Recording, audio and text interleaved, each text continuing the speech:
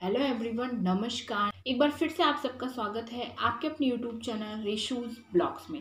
Friends, आज का video है कि अगर आपकी डिलीवरी भी फरवरी या मार्च में होने वाली है तो आपको डिलीवरी के बाद, चाहे आपकी सिजेरियन डिलीवरी हो या नॉर्मल डिलीवरी हो, आपको क्या खाना चाहिए और क्या नहीं खाना चाहिए। क्योंकि आपसे आपका बच्चा जुड़ा होता है और आप कुछ भी गलत खाती हैं, कोई भी ऐसी चीज़ खाती हैं तो सीधा इफेक्ट बच्चे पर पड़ता है। तो वीडियो आप सबके लिए बहुत ही ज़्यादा इम्पोर्टेंट है, तो वीडियो को पूरा जरूर देखिएगा। चैनल को अगर आपने अभी तक सब्सक्राइब नहीं किया है तो प्लीज़ चैनल को जरूर सब्सक्राइब कर लीजिए। पास में जो घंटी है उसको भी दबाना बिल्कुल मत भूलिए। तो चलिए आज का वीडियो स्टार्ट करते हैं। आपकी चाहे नॉर्मल डिलीवरी हो या सी सेक्शन डिलीवरी हो, 40 दिनों तक आपको यही चीज़ें फॉलो करनी है। वैसे तो 3 महीने तक करनी चाहिए, आपकी मर्जी है। अगर आप अपनी हेल्थ अच्छी चाहती हैं, वेट अपना नहीं बढ़ाना चाहती हैं और बच्चे को भी हेल्दी रखना चाहती हैं, तो जो भी मैं आपको डाइट बताने वाली हूँ वो आपको 3 महीने तक जरूर फॉलो करनी चाहिए, जिससे कि आपका बेवजह वजन भी नहीं बढ़ता है और बच्चे को भी किसी भी तरीके की परेशानी नहीं होती है। ठीक है फ्रेंड्स, तो सबसे पहले तो फ्रेंड्स आपको क्या करना चाहिए, जैसे ही आप घर आ जाती हैं तो हॉस्पिटल में जो भी आपने खाया ठीक है, कोई दिक्कत नहीं। जैसे एक कमेंट्स आया मेरे पास लास्ट डे में कि मैम मुझे तो डॉक्टर ने सब खाने के लिए बोल दिया, मैं तो सब कुछ खा रही हूँ। तो फ्रेंड्स आप तो खा लेंगे उस टाइम, कोई दिक्कत नहीं है। जो आप खाएंगे, आप कोई भी ठंडी चीज़ खाते हैं, कोई भी ऐसी चीज़ खाते हैं जिसका सीधा इफेक्ट बच्चे पर आपके पड़ेगा, क्योंकि बच्चा आपका फीड करता है, बच्चा आपका दूध पीता है। तो जो मैं आपके साथ डाइट शेयर करने वाली हूँ, तो इससे क्या होगा कि आपकी जो ब्रेस्ट मिल्क सप्लाई है, मतलब कि जो ब्रेस्ट में दूध की मात्रा है वो तो बढ़ेगी ही, साथ में आपको और आपके बच्चे को किसी भी तरीके की परेशानी नहीं होगी। ठीक है। जैसे सिजेरियन डिलीवरी के बाद टाँके होते हैं तो टाँके पकने का भी डर नहीं रहता है, और अगर आपकी नॉर्मल डिलीवरी में भी चीरा लगा हुआ है, टाँके आए हुए हैं, तो उसमें भी आपको कोई भी परेशानी नहीं होगी। तो आप दोनों ही इस डाइट को फॉलो कर सकते हैं। सबसे पहले हम बात करते हैं फ्रेंड्स सुबह उठने की। तो जैसे ही आप सुबह उठते हैं तो आपको क्या करना है कि आप दूध ही दूध की चाय, मतलब पूरा ग्लास भर के दूध और उसमें हल्की सी चाय पत्ती डाल लीजिए, चीनी डाल लीजिए और अदरक भी आप डाल सकते हैं। ठीक है। तो इसकी अच्छी सी चाय बना के आप पूरा ग्लास भर के, साथ में बिस्किट भी आप ले सकते हैं, जो भी बिस्किट आपको पसंद हो, लेकिन कोशिश करें ज़्यादा चीनी वाला बिस्किट आप ना लें। जैसे कि जो नॉर्मल शुगर वाला बिस्किट आता है वही आप लें। पेट जब तक आपका ना भरे उतने बिस्किट आप खा सकते हैं, बिस्किट खाने से कोई भी दिक्कत नहीं होती है। ठीक है। तो आप नॉर्मल जो भी बिस्किट आपको पसंद हो वो आप चाय के साथ खा लीजिए, इतना खा लीजिए कि आपका पेट भर जाए। ठीक है। तो ये तो हो गई मॉर्निंग वाली बात। अब चलते हैं हम आगे ब्रेकफास्ट पे। तो ब्रेकफास्ट में आपको क्या करना है कि आपको दूध दलिया खाना है। अगेन आपको दूध लेना है, क्योंकि सिजेरियन डिलीवरी के बाद जैसे कि आप, जब तक आपके टाँके नहीं कट जाते 10 दिन तक, तब तक कहते हैं कि दूध नहीं लेना चाहिए। तो आप 10 दिन के बाद दूध लेना स्टार्ट कर सकते हैं। ठीक है। और नहीं तो फिर आप सिजेरियन डिलीवरी वाले क्या करेंगे, चाय तो आप ले सकते हैं, कोई दिक्कत नहीं है, लेकिन जो दूध दलिया आप ले रहे हैं तो आप दलिया ऐसे ही दलिया में घी डाल के और हल्की सी चीनी डाल के आप ले सकते हैं। दूध आप मत डालिए अगर आपकी सिजेरियन डिलीवरी हुई है। तो नॉर्मल डिलीवरी वाले ले सकते हैं दूध, कोई दिक्कत नहीं है। ठीक है।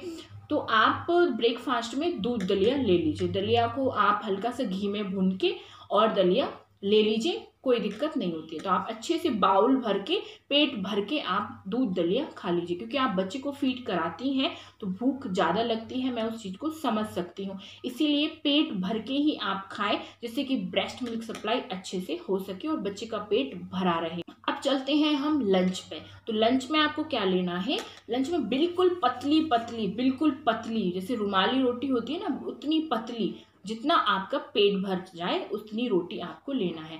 2 ले लीजिए, 4 ले लीजिए, जितनी भी रोटी आपको खानी है। और साथ में क्या लेना है, मूंग की दाल आपको लेनी है। आप चाहे तो जो छिक्कल वाली मूंग की दाल होती है वो भी ले सकते हैं, या धुली मूंग की दाल होती है वो भी आप ले सकते हैं। ठीक है। बस क्या करना है आपको, मूंग की दाल में आपको हींग का और 1 लौंग, जीरा भी आप डाल सकते हैं, इस चीज़ का आपको तड़का दाल में लगाना है और बाकी चीज़ आपको यूज़ नहीं करनी है। और तड़के में आपको घी का इस्तेमाल करना है, तेल का इस्तेमाल नहीं करना है। ये बात आपको ध्यान रखनी है। घी भी बिल्कुल आधा चम्मच आपको इस्तेमाल करना है, जितने में थोड़ी सी हींग डल जाए और 1 लौंग डल जाए और हल्का सा जीरा डल जाए, उसको आप दाल में डाल दीजिए। तो वो अच्छे से तड़का उसमें लग जाएगा। दाल आपको पतली सी ही बनानी है, बिल्कुल पतली होनी चाहिए, मतलब ज़्यादा थिक दाल नहीं होनी चाहिए, पतली ही दाल आपको बनाकर लेनी है। तो आप चपाती ले लीजिए, रोटी 3 से 4, और आप दाल ले लीजिए। तो दाल में अच्छे से रोटी को गलाकर आपको खाना है। वो भी कैसे खाना है, बिल्कुल हल्के हल्के से अच्छे तरीके से चबा के आपको खाना है, ठीक है। ये हो गई लंच की बात। अब आए हम इवनिंग स्नैक पे। तो इवनिंग स्नैक में आप अगेन 1 ग्लास चाय और बिस्किट आप ले सकती हैं, ठीक है। इस टाइम क्योंकि भूख लगना थोड़ी शाम के टाइम पे शुरू हो जाती है, तो आप 1 ग्लास चाय ले लीजिए और बिस्किट ले लीजिए, ठीक है। और अगर कुछ और खाने का मन है, जैसे कि लड्डू बना के दिए जाते हैं या ड्राई फ्रूट्स दिए जाते हैं, तो आप ड्राई फ्रूट्स भी ले सकते हैं इवनिंग स्नैक में। जरूरी नहीं कि आप चाय ही लें, ड्राई फ्रूट्स ले लीजिए थोड़े से, या फिर आप फ्रूट्स भी ले सकते हैं। फ्रूट्स में आपको क्या लेना चाहिए, फ्रूट्स में आपको कुछ नहीं लेना है, केवल आप फ्रूट्स में ले सकते हैं चीकू और पपाया। ये 2 चीज़ें ही आपको लेना चाहिए, और कुछ भी आपको फ्रूट्स में नहीं लेना चाहिए, क्योंकि सारे जो फ्रूट्स होते हैं वो ठंडे होते हैं, और जब आप ठंडी चीज़ें खाएंगी तो बच्चे को जुकाम होने का डर रहता है, ठीक है। तो आप इन चीज को लीजिए। डिनर में भी आपको जो आपने लंच में लिया है वही आप सेम ले सकते हैं। अगर आप एग खाना पसंद कर, मतलब आप एग खाती हैं,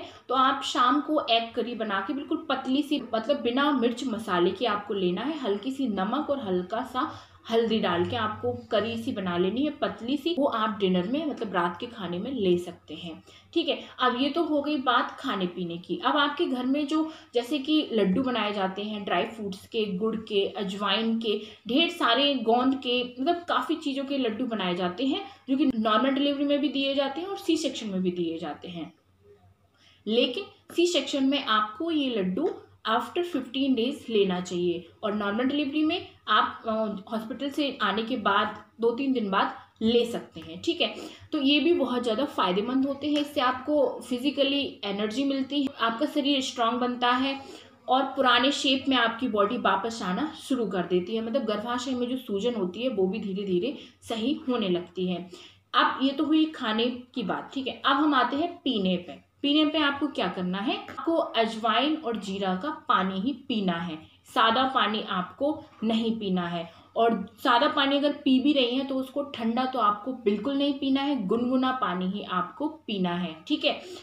जितने टाइम भी आपको प्यास लग रही है, जितने टाइम पानी पीने का मन कर रहा है, उस टाइम आपको गुनगुना पानी ही लेना है। पानी भी आपको खूब पीना है, ये भी ध्यान आपको जरूर रखना है, क्योंकि पानी की कमी अगर आपको होगी तो ब्रेस्ट मिल्क सप्लाई भी कम होती जाएगी। इसीलिए पानी खूब पिए। जीरा अजवाइन का पानी भी आपको जरूर पीना चाहिए, वो इसलिए क्योंकि आपका जो पेट का शेप है उसको तो अंदर जाने में मदद करेगा ही, साथ में आपकी जो स्तनों में दूध की मात्रा है, मतलब कि ब्रेस्ट मिल्क सप्लाई है, वो भी बढ़ेगी। तो आपको कैसे बनाना है, जैसे दिन भर का आप 8 से 10 ग्लास पानी ले लीजिए, उसमें 1 चम्मच अजवाइन और 1 चम्मच आपको जीरा डाल देना है। उसको अच्छे से बॉयल होने दीजिए। जब उसका कलर निकल जाए, पूरा कलर आ जाए उसमें, तब आपको उसको छान कर स्टोर करके रख लेना है। हॉट वाटर बॉटल में भी रख सकते हैं, या जितनी बार भी आप लें उसको गुनगुना करके ही लें, ठीक है। ये बात हो गई पीने की। अब आते हैं हम, जैसे ही आपकी डिलीवरी हो जाती है, चाहे नॉर्मल हो या सी सेक्शन हो, कम से कम 3 महीने तक आपको ठंडे पानी में हाथ नहीं देने चाहिए। चाहे बात आपकी टॉयलेट की हो, चाहे ब्रश करने की हो, किसी में भी आपको ठंडा पानी यूज़ नहीं करना है। घर के काम में, घर का काम तो आपको करना ही नहीं है फिलहाल 40 डेज तक, ठीक है, तो सवाल ही नहीं होता। लेकिन आपको ना तो पीने में, ना यूज़ करने में, आप अगर टॉयलेट भी यूज़ कर रहे हैं तो उस टाइम भी आपको गर्म पानी ही यूज़ करना है। ब्रश अगर आप कर रहे हैं तो भी आपको गर्म पानी ही यूज़ करना है। उस टाइम तो हमें ये प्रॉब्लम देखने को नहीं मिलती है, हम कर लेते हैं, ठंडा पानी यूज़ कर लेते हैं, लेकिन ये प्रॉब्लम फिर कुछ दिनों बाद नज़र आने लगती है। आपको बॉडी में पेन बढ़ेगा, दांतों में दर्द बढ़ेगा अगर ठंडा पानी यूज़ करेंगी तो, बहुत सी ऐसी दिक्कतें आने लगती हैं। नहाने में भी आपको गुनगुना पानी ही इस्तेमाल करना है, चाहे आपकी डिलीवरी गर्मियों में हो या ठंडियों में हो। इन बातों का आपको स्पेशली ध्यान रखना है अगर आप लाइफ टाइम कोई भी प्रॉब्लम से बचना चाहती हैं तो, ठीक है फ्रेंड्स।